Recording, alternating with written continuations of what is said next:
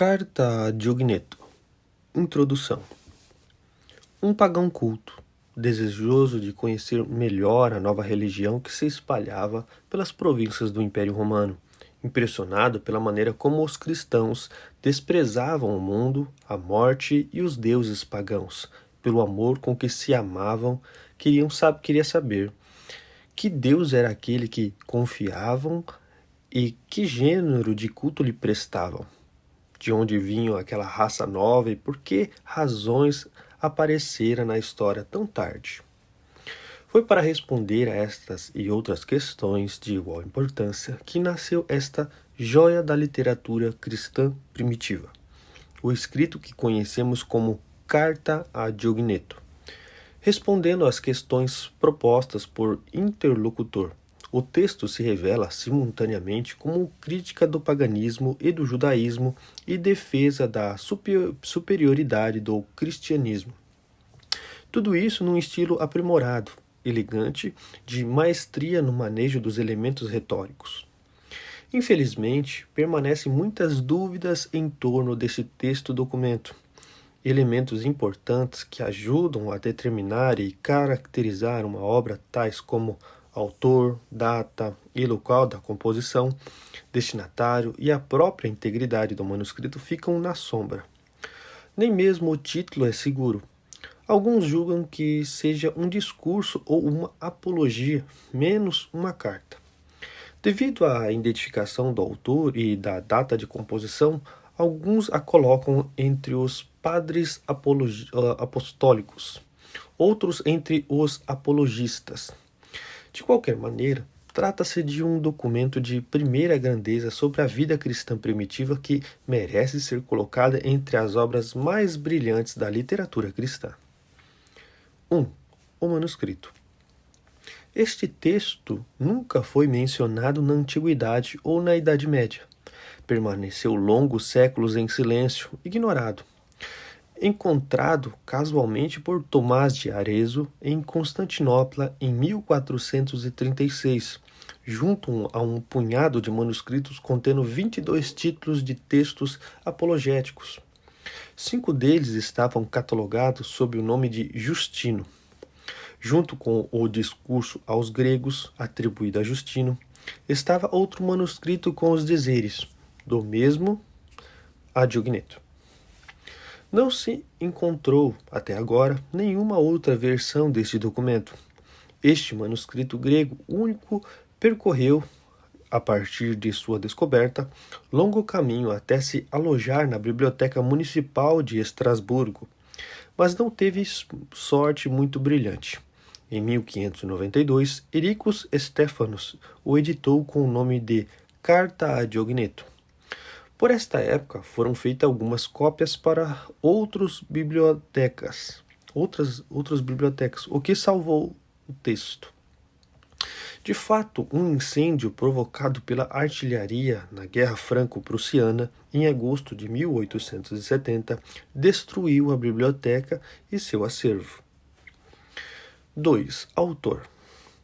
Quem é, afinal, o autor desse discurso ou apologia? Após séculos de discussões, permaneceu ainda hoje grande incógnita. Há pelo menos um consenso entre os especialistas. Não é obra de Justino Marte. Já no século XVII, Tilemote negava esta autoria, atribuindo a um dos apóstolos. A partir daí, a hipótese se multiplicaram. Para uns, seria a obra de Apolo, discípulo de Paulo ou de Clemente Romano, para outros de Aristides ou de Hipólito de Roma. Aos que pensam que esse escrito é uma falsificação, uma ficção literária produzida nos séculos XII ou XIII, ou mesmo invenção de seu editor, Henrique Stephanus, do século XVI. Na verdade, por razões de divergências de estilo entre os escritos, em razões da argumentação de fundo, de opiniões preferidas, há palpáveis diferenças entre esse discurso e os escritos dos autores propostos. Em 1938, o P. A. Cassamassa concluía que o autor da carta, Diogneto, é em contínua até agora desconhecido. Das tentativas que se fizeram para identificá-lo com algum escritor do século II, algumas são, certamente, errôneas, por apoiar-se em motivos falsos, por exemplo. As de Pusen e a de Drasek, que vêm na carta reflexo do gnosticismo. Outras não passam de hipóteses mais ou menos sedutoras. Foi a partir de 1946, quando Paul Andresen publicou sua tese de que a carta ou o discurso a Diogneto não é outra coisa que a apologia que Quadrato apresentou ao imperador Adriano e dada por perdida. Que surgiu nova polêmica. As provas com as quais Andresen tenta sustentar sua tese podem ser resumidas no que se segue. A obra data indubitavelmente do século II ou III. Vários autores destes séculos podem ser eliminados, como Aristides, Justino, por razões de estilo, linha de pensamento que se diferenciam demasiado da carta a Diogneto. Após examinar cada um dos escritores restantes, não nos resta senão Quadrato. Embora a apologia de Quadrato tenha se perdido, Eusébio de Cesareia conservou um fragmento no qual se percebe que seu autor é dos primeiros tempos do cristianismo. Segundo a tradição dos pesquisadores, Quadrato foi, de fato, um dos primeiros apologistas. Eusébio, na História Eclesiástica, capítulo 4, do 1 a 2, nos relata que, abre aspas, Trajano, tendo exercido o poder durante 20 anos inteiros, menos 6 meses, Hélio Adriano recebeu a sucessão do poder. É a este último que Quadrato remeteu um discurso que lhe havia endereçado. Ele tinha composto esta apologia em favor de nossa religião, porque alguns homens maus se empenhavam em perturbar os nossos. Encontra-se ainda agora este livro entre muitos de nossos irmãos e também conosco. É possível ver nele provas brilhantes da inteligência do autor e de sua exatidão apostólica de doutrina. O autor revela sua antiguidade por aquilo que narra com estas palavras. B. Em Diogneto, há uma lacuna entre os capítulo 6, 7 do capítulo 7, no qual se encaixa perfeitamente o fragmento da apologia, porquanto a matéria do fragmento contém o assunto que deveria ser tratado na parte perdida de Diogneto 7.7. Por uma análise detalhada, Andresen mostra como o estilo do fragmento da apologia de Quadrato é consoante ao do discurso a Diogneto. Abre aspas. Por outra parte, o que sabemos de Quadrato por Eusébio Jerônimo Fócio, pelo Martírio Lógio de Beda e pela carta apócrifa de São Tiago, dirigida a ele, concorda com o conteúdo da carta a Diogneto. A impressão que se tira acerca do autor da leitura da carta coincide com o que sabemos do apologista. Quadrato pela tradição, ou seja, quem foi discípulo dos apóstolos, que escreveu o estilo clássico e que não somente lutou contra o paganismo, mas também contra o judaísmo. Parece-nos que podemos, sem cometer desatinos, acolher a tese de P. Andresen, até que surjam provas em contrário mais convincentes como hipótese de trabalho. 3. Destinatário. Se aceitarmos a hipótese que o autor desta apologia é mesmo Quadrato, então o problema do destinatário está praticamente resolvido. Sabemos ainda por Eusébio que Quadrato dirigiu sua apologia a Adriano e aos dados que nos proporcionam a obra sobre o seu destinatário, Diogneto, conviriam perfeitamente a este imperador. Mas como Adriano é Diogneto? Além de nome próprio, Diogneto é também título honorífico dos príncipes e ficava muito bem aplicado a Adriano por seu caráter, seu estilo de vida, viajor, iniciado nos mistérios de Eleusis, elevado, portanto, A raça dos deuses, confere Diogneto 10, do 5 a 6. O nome ocorria com frequência em Atenas entre os arcontes. Adriano era ali arconte desde 112 d.C. Não só Quadrato, também Marco Aurélio titula Adriano de Diogneto, a quem deveu sua formação. Educatus et in Adriane gremio, diz o biógrafo de Marco Aurélio. Capitólio em Vita Antonini 4:1. A Diogneto. Adriano devo a aversão pela vanglória a não dar fé aos contos dos obreiros de prodígio e dos charlatães sobre os encantos, sobre a invocação dos espíritos e outras superstições, diz Marco Aurélio no livro 1 de seus Pensamentos. A carta Apologia faz frequentes referências à iniciação mistérica de seu destinatário. Esta começava pela purificação.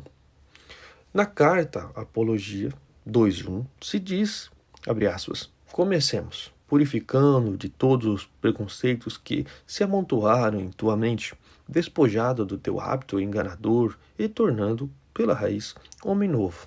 Fecha aspas. As referências a um destinatário iniciado nos mistérios de Eleusis se encontram também no capítulo 4, verso 6, 5, 3, 7, 7, verso 1, parágrafo 1 ou 2, capítulo 8, parágrafo 9 a 10 e capítulo 10, parágrafo 7. O ataque ao judaísmo, a circuncisão como mutilação da carne, capítulo 4, o parágrafo 4, pode ser compreendido recordando que Adriano proibiu a circuncisão precisamente por ser uma mutilação do corpo. Iudae vertabutur mutilare genitalia, Spartanius, Vita Adriani, capítulo 14. Portanto, podemos concluir que o destinatário da carta Apologia a Diogneto seja mesmo o imperador Adriano. 4. Data e local de composição. Data e local de composição estão ligados, obviamente, à questão fundamental da autoria. Para Tilemot, esta carta Apologia teria sido escrita antes dos anos 70, provavelmente em Atenas.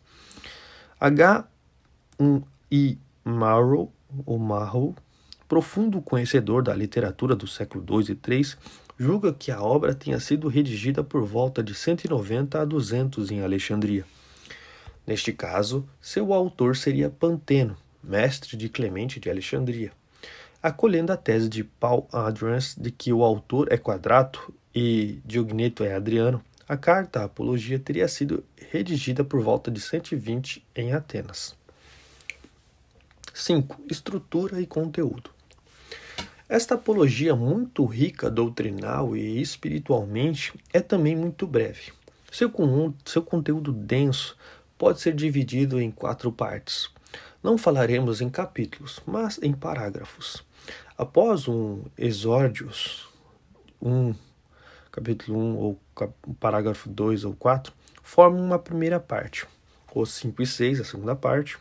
Os 7 a 10, a terceira parte. E, finalmente, o 11 a 12, uma grande conclusão. O exórdio do parágrafo 1 enuncia claramente as questões que o interlocutor Diogneto, Adriano, leva aos cristãos. Assim, o discurso se abre com uma introdução na qual o autor elenca as questões às quais pretende responder. Aí estão as razões do escrito, sua motivação. No parágrafo 2 a 4, primeira parte, o autor refuta a idolatria e a prática ritualística dos judeus. Positivamente, mostra a superioridade do cristianismo em relação ao paganismo e ao judaísmo. Os cristãos se recusam a adorar os deuses pagãos porque são ídolos e não praticam os ritos judaicos porque são vazios. Segundo o autor, as práticas judaicas são provas da insensatez e não de religião. No parágrafo 5 a 6, encontra-se a parte positiva dos mistérios cristãos. Aqui se descreve a vida concreta dos cristãos, o testemunho de amor, o papel deles no mundo, como reagem às provocações, ao desdém. No parágrafo 6 está o núcleo, o essencial da exposição. O que a alma é para o corpo, o cristão é para o mundo. Assim, os cristãos desempenham no mundo a mesma função que a alma desempenha no corpo. No parágrafo 7 a 8, o autor expõe a origem divina da fé cristã, a transcendência à revelação, a economia da salvação, incluindo a encarnação do Verbo e seu sacrifício redentor. Esta terceira parte é propriamente uma catequese sobre a essência da nova religião. Se esta revelação tardou a se dar, foi porque Deus quis mostrar, de um lado, a impotência radical do homem e, do outro, sua longanimidade. No parágrafo 10, uma espécie de conclusão desta catequese. O autor exorta seu interlocutor a aceitar a fé cristã, como deve proceder para isso e quais frutos lhe advirão.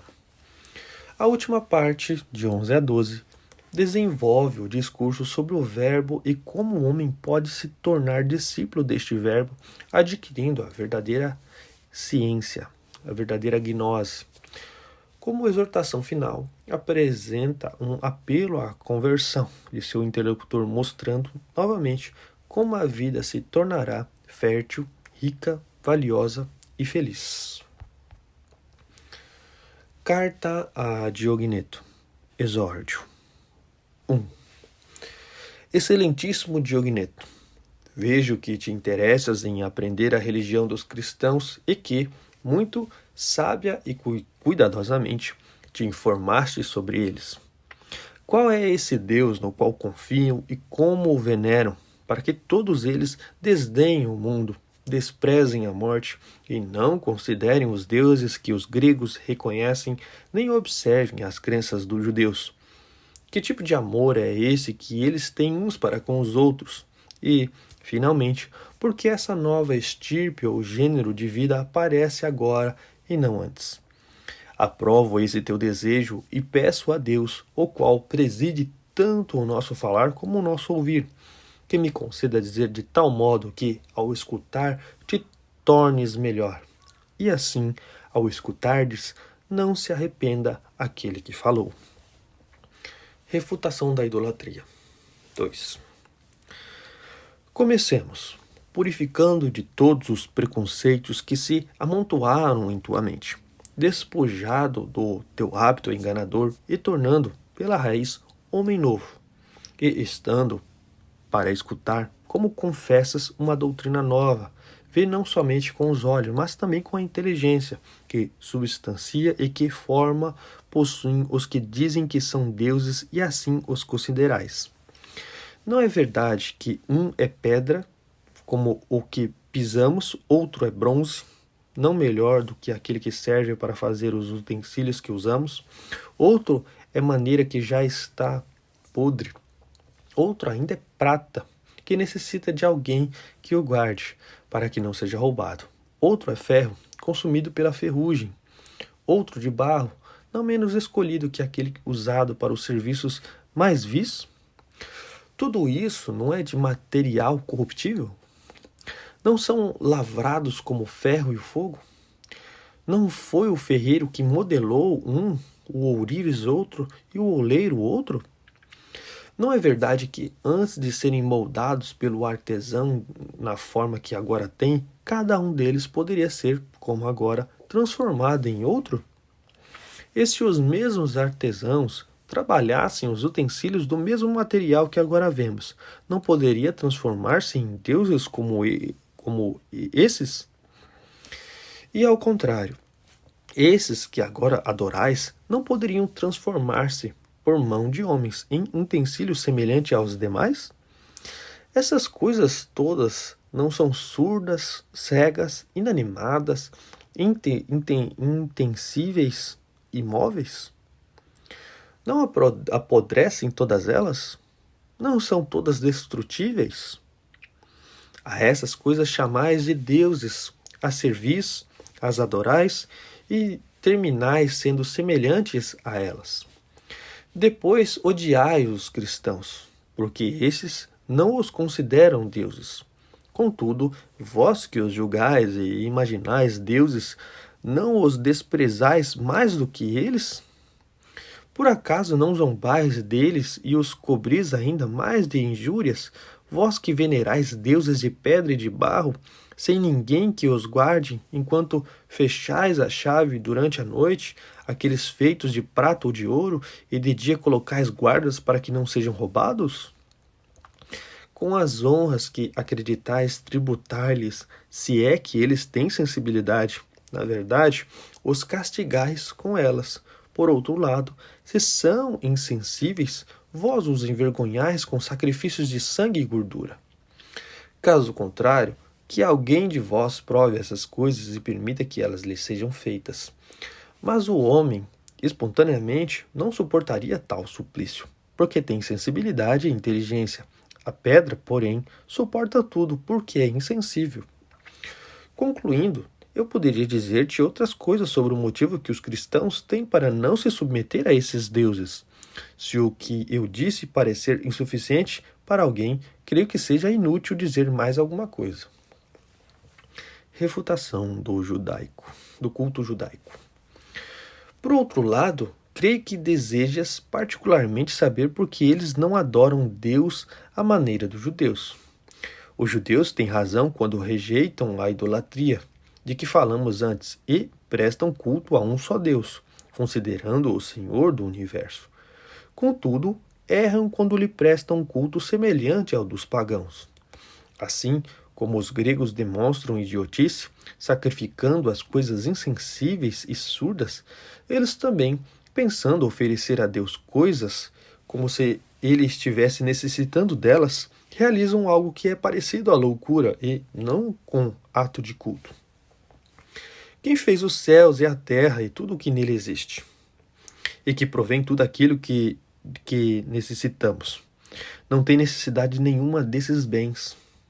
Ele próprio fornece as coisas àqueles que acreditam oferecê-las a ele.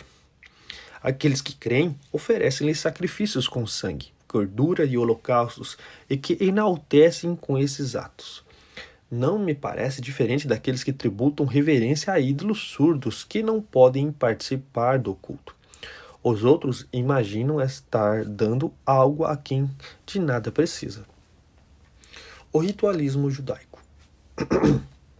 Não creio que tenhais necessidade de que eu te informe sobre o escrúpulo deles a respeito de certos alimentos, a sua superstição sobre os sábados, seu orgulho da circuncisão, seu fingimento com jejuns e novilúnios, coisas todas ridículas que não me merecem nenhuma consideração. Não será injusto aceitar algumas das coisas criadas por Deus para uso dos homens como bem criadas e rejeitar outras como inúteis e supérfluas? Não é sacrilégio caluniar a Deus, imaginando que nos proíbe fazer algum bem no dia de sábado? Não é digno de zombaria orgulhar-se da mutilação do corpo como um sinal de eleição, acreditando com isso ser particularmente amado por Deus? E o fato de estar em perpétua vigilância diante dos astros e da lua, para calcular os meses e os dias e distribuir as disposições de Deus, e dividir as mudanças das estações conforme seus próprios impulsos, uma para a festa e outras para o luto? Quem não consideraria isso prova de insensatez e não de religião?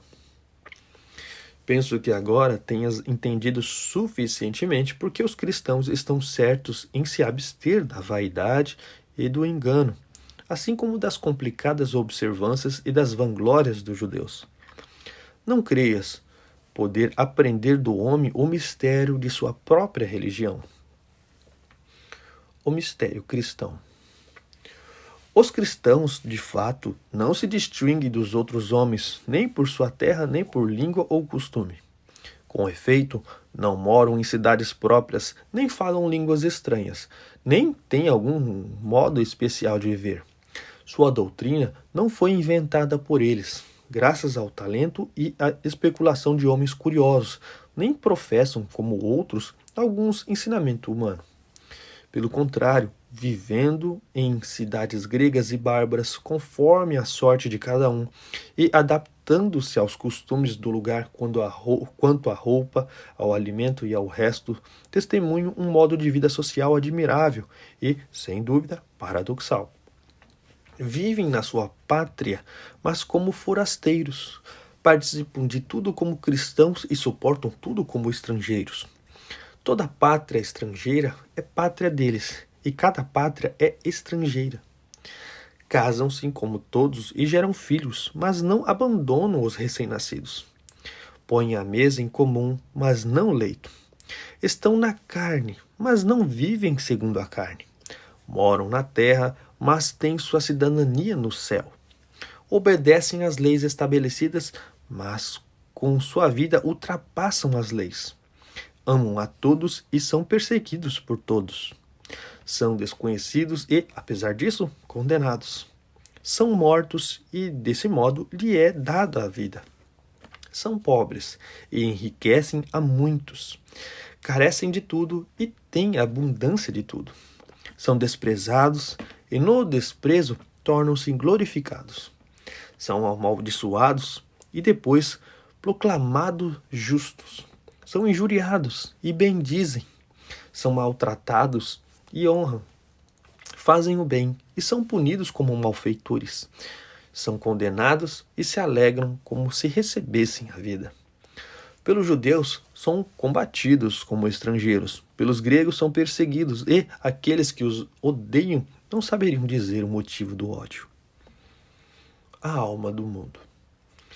Em poucas palavras, assim como a alma está no corpo, assim os cristãos estão no mundo. A alma está espalhada por todas as partes do corpo e os cristãos estão em todas as cidades do mundo. A alma habita no corpo, mas não procede do corpo. Os cristãos habitam no mundo, mas não são do mundo. A alma invisível está contida num corpo visível. Os cristãos são vistos no mundo, mas sua religião é invisível.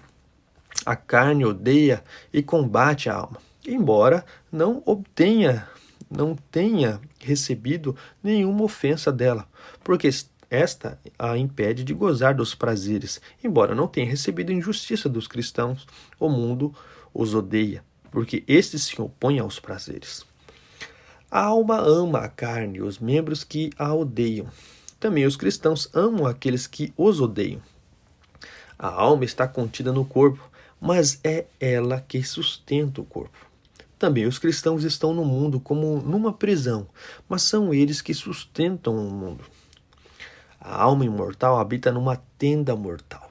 Também os cristãos habitam como estrangeiros em moradas que se corrompem, esperando a incorruptibilidade dos céus.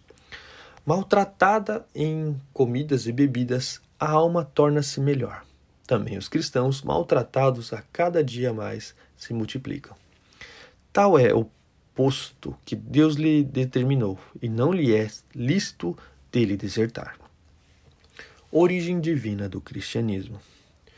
De fato, como já disse, não é uma invenção humana que lhe foi transmitida, nem julgam digno observar com tanto cuidado um pensamento mortal, nem se lhe confiou a admiração de mistérios humanos. Ao contrário, aquele que é verdadeiramente Senhor e Criador de tudo, o Deus invisível, ele próprio fez descer do céu para o meio dos homens a verdade, a palavra santa e incompreensível, e a colocou em seus corações. Fez isso não mandando para os homens como alguém poderia imaginar alguns de seus servos, ou um anjo, ou algum príncipe daqueles que governam as coisas terrestres, ou algum dos que são encarregados das administrações do céu, mas o próprio artífice e criador do universo, aquele por meio do qual ele criou os céus e através do qual encerrou o mar em seus limites, aquele cujo mistério todos os elementos guardam fielmente, aquele de cuja mão o sol recebeu as medidas que devem observar em seu curso cotidiano, aquele a quem a lua obedece quando ele manda luzir durante a noite, aquele a quem obedecem as estrelas que formam o séquito da lua em seu percurso, aquele que, finalmente, por meio do qual tudo foi ordenado, delimitado e disposto, os céus e as coisas que existem nos céus, a terra e as coisas que existem na terra, o mar e as coisas que existem no mar, o fogo, o ar, o abismo, aquele que está no alto, o que está no profundo e o que está no meio. Foi esse que Deus enviou. Talvez, como alguém poderia pensar, será que o enviou para que existisse uma tirania ou para infundir-nos medo e frustração? De modo nenhum. Ao contrário, enviou-o como clemência e mansidão, como um rei que envia seu filho. Deus o enviou, e o enviou como homem para os homens, enviou-os para nos salvar, para persuadir e não para violentar, pois em Deus não há violência. Enviou-o para chamar e não para castigar. Enviou-o finalmente para amar e não para julgar. Ele o enviara para julgar a quem poderá Ele o enviara para julgar, e quem poderá suportar a sua presença? Não vês como os cristãos são jogados às feras para que reneguem o Senhor e não se deixam vencer? Não vês como quantos mais são castigados com a morte, tanto mais os outros se multiplicam? Isso não parece obra humana. Isso pertence ao poder de Deus e prova a sua presença. A encarnação. Quem de todos os homens sabia o que é Deus antes que ele próprio viesse? Quereras aceitar os discursos vazios e estúpidos dos filósofos que, por certo, são dignos de toda fé? Alguns afirmavam que Deus é o fogo. Para onde irão esses chamando o Deus? Outros diziam que é água. Outros ainda que é um dos elementos criados por Deus. Não há dúvida de que se algumas dessas afirmações é aceitável, poderíamos também afirmar que cada uma de todas as criaturas igualmente manifesta Deus. Mas todas essas coisas são charlatanices e invenções de charlatães. Nenhum homem viu, nem conheceu a Deus, mas ele próprio se revelou a nós. Revelou-se mediante a fé, unicamente pela qual é concebido ver a Deus. Deus, Senhor e Criador do universo, que fez todas as coisas e as estabeleceu em ordem. Não só se mostrou amigo dos homens, mas também paciente. Ele sempre foi assim, continua sendo e o será. Clemente, bom, manso e verdadeiro. Somente ele é bom. Tendo concebido o grande e inefável projeto, ele o comunicou somente ao Filho, enquanto o mantinha no mistério e guardava a sua sábia vontade. Parecia que não cuidava de nós, não pensava em nós. Todavia, quando por meio do seu Filho amado revelou-se e manifestou o que tinha estabelecido desde o princípio, concedeu-nos junto todas as coisas, não só participar dos seus benefícios, mas ver e compreender coisas que nenhum de nós teria jamais esperado. A economia divina. Quando Deus dispôs tudo em si mesmo, juntamente com seu Filho, no tempo passado, ele permitiu que nós, conforme a nossa vontade, nos deixássemos arrastar por nossos impulsos desordenados, levados por prazeres e concupiscências. Ele não se comprazia com os nossos pecados, mas apenas os suportava. Também não aprovava aquele tempo de injustiça, mas preparava o tempo atual de justiça, para que nos convencêssemos de que naquele tempo, por causa de nossas obras, éramos indignos da vida, e agora, só pela bondade de Deus, somos dignos dela. Também para que ficasse claro que por nossas próprias forças era impossível entrarmos no reino de Deus, e que somente pelo seu poder nos tornamos capazes disso.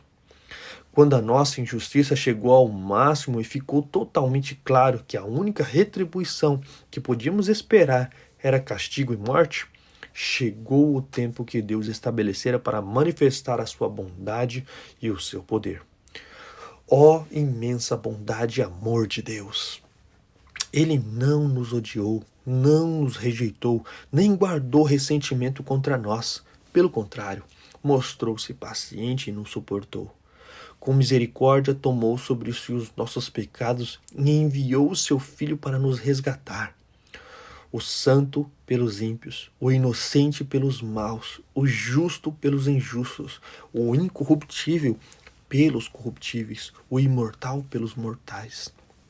De fato, que outra coisa poderia cobrir nossos pecados senão a sua justiça? Por meio de quem poderíamos ter sido justificados nós, injustos e ímpios, a não ser unicamente pelo Filho de Deus? Ó doce troca! Ó obra insondável! Ó inesperados benefícios! A injustiça de muitos é reparada por um só justo, e a justiça de um só torna justo muitos outros. Ele antes nos convenceu da impotência da nossa natureza para ter a vida. Agora, mostra-nos o Salvador capaz de salvar até mesmo o impossível. Com essas duas coisas, ele quis que confiássemos na sua bondade e o considerássemos nosso sustentador, Pai, Mestre, Conselheiro, Médico, inteligência, luz, homem, glória, força, vida, sem preocupações, com a roupa e o alimento. A essência da nova religião. Se também desejas alcançar esta fé, primeiro deves obter o conhecimento do Pai. Deus, com efeito, amou os homens. Para ele criou o mundo e a eles submeteu todas as coisas que estão sobre a terra. Deu-lhes a palavra e a razão, e só a eles permitiu contemplá-lo. Formou-os à sua imagem, enviou-lhes o seu Filho unigênito, anunciou-lhe o reino no céu, e o dará àqueles que o tiverem amado. Depois de conhecê-lo, tens ideia da alegria com que será preenchido?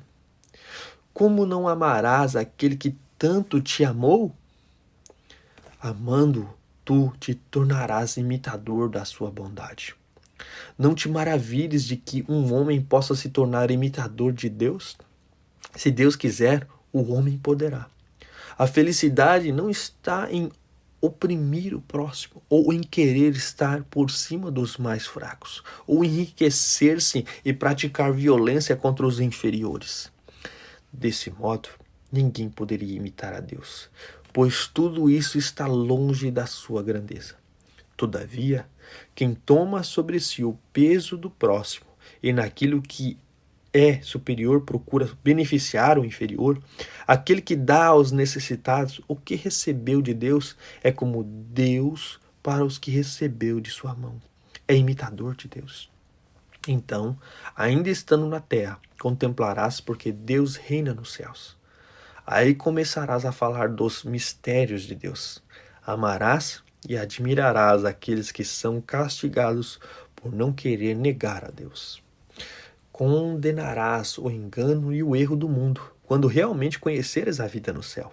Quando desprezares esta vida que aqui parece morte e temeres a morte verdadeira, reservada àqueles que estão condenados ao fogo eterno, que atormentará até o fim aqueles que lhe forem entregues. Se conheceres este fogo, ficarás admirado, e chamarás de felizes aqueles que, pela justiça, suportaram o fogo passageiro. O discípulo do Verbo. Não falo de coisas estranhas, nem busco coisas absurdas. Discípulo dos apóstolos, torno-me agora mestres das nações e transmito o que me foi entregue para aqueles que se tornaram discípulos dignos da verdade. De fato, quem foi retamente instruído e gerado pelo Verbo amável não procura aprender com clareza o que o mesmo Verbo claramente mostrou aos seus discípulos? O Verbo apareceu para eles, manifestando-se e falando livremente. Os incrédulos não o compreenderam, mas ele guiou os discípulos que julgou fiéis, e esses conheceram os mistérios do Pai. Deus enviou o Verbo como graça, para que se manifestasse ao mundo, desprezado pelo povo. Foi anunciado pelos apóstolos e acreditado pelos pagãos. Desde o princípio, ele apareceu como novo e era antigo, e agora sempre se torna novo nos corações dos fiéis. Ele é, desde sempre, e hoje é reconhecido como filho. Por meio dele, a igreja se enriquece e a graça se multiplica, difundindo-se nos fiéis. Essa graça inspira a sabedoria, desvela os mistérios, anuncia os tempos, alegra-se nos fiéis, entrega-se aos que a buscam, sem infringir as regras da fé, nem ultrapassar os limites dos pais. Celebra-se, então, o temor da lei, reconhecer-se a graça dos profetas, conservar-se a fé dos evangélicos, dos evangelhos. Guarda-se a tradição dos apóstolos e a graça da igreja exulta. Não contristando essa graça, saberás o que o Verbo diz por meio dos que ele quer e quando quer. Com efeito, quantas coisas fomos levados a vós explicar com zelo pela vontade do Verbo que nos lá inspira. Nós vos comunicamos por amor essas mesmas coisas que nos foram reveladas. A verdadeira ciência. Atendendo e ouvindo com cuidado, conhecereis que coisas Deus prepara para os que amam com lealdade. Transforma-se em paraíso de delícias, produzindo em si mesmo uma árvore fértil e frondosa, ornados com toda a variedade de frutos. Com efeito, nesse lugar foi plantada a árvore da ciência e a árvore da vida. Não é a árvore da ciência que mata, e sim a desobediência. Não é sem sentido o que está escrito. No princípio, Deus plantou a árvore da ciência da vida no meio do paraíso, indicando assim a vida por meio da ciência. Contudo, por não tê-la usado de maneira pura, os primeiros homens ficaram nus por causa da sedução da serpente. De fato, não há vida sem ciência, nem ciência segura sem verdadeira vida. E por isso as duas árvores foram plantadas uma perto da outra. Compreendendo essa força e lastimando a ciência que se exercita sobre a vida sem a norma da verdade, o apóstolo diz: a ciência incha, o amor, porém, edifica. De fato, quem pensa que sabe alguma coisa sem a verdadeira ciência, testemunhada pela vida, não sabe nada. É enganado pela serpente, não tendo amado a vida. Aquele, porém, que sabe com temor e procura a vida, planta na esperança, esperando o fruto. Que a ciência seja coração para ti, a vida seja o verbo verdadeiramente compreendido, levando a árvore dele e produzindo fruto. Sempre colherás o que é agradável diante de Deus. O que a serpente não toca, nem se mistura em engano, nem Eva é corrompida, mas reconhecida como virgem. A salvação é mostrada, os apóstolos são compreendidos, a Páscoa do Senhor se adianta, os sírios se reúnem, harmonizam-se como o mundo e, instruindo os santos, o Verbo se alegra, pelo qual o Pai é glorificado. A ele a glória pelos séculos. Amém.